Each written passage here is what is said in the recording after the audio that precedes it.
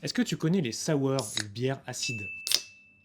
Ce style de bière, il englobe en fait tout un tas de recettes. Mais les premières recettes de bière acide sont souvent originaires de Belgique. Et ce trait très distinctif, on le doit souvent à un type de fermentation bien spécifique, qui implique souvent des levures sauvages, mais également des bactéries lactiques. Il faut donc remonter à l'origine des lambics belges, alors fermentés spontanément à l'aide des bactéries présentes dans l'environnement. C'est pour ça que si vous visitez une brasserie qui fait ce genre de recette, ne soyez pas étonné de voir la bière à l'air libre, car celle-ci va être ensemencée avec les bactéries présentes dans l'air. Aujourd'hui, des bières acides, on en retrouve dans quasiment tous les pays du monde. Et ça, car c'est un exercice pour les brasseurs super intéressant mais risqué. Car pour brasser une bière acide, on va souvent prendre des souches de levure telles que le lactobacille ou encore les Brettanomyces. Celles-ci vont créer de l'acidité, mais vont également contaminer tout ce qui va toucher au brassin. Ce type de souche permet de faire des fermentations dites spontanées. Côté recette, cette famille englobe pas mal de choses. C'est le cas des Berliner Weiss, des Gueuze, des Lambics, des Gauzes et tout un tas d'autres recettes. Souvent, ces recettes sont accompagnées d'un fruit. C'est le cas de cette Piggy qui est parfumée à la framboise.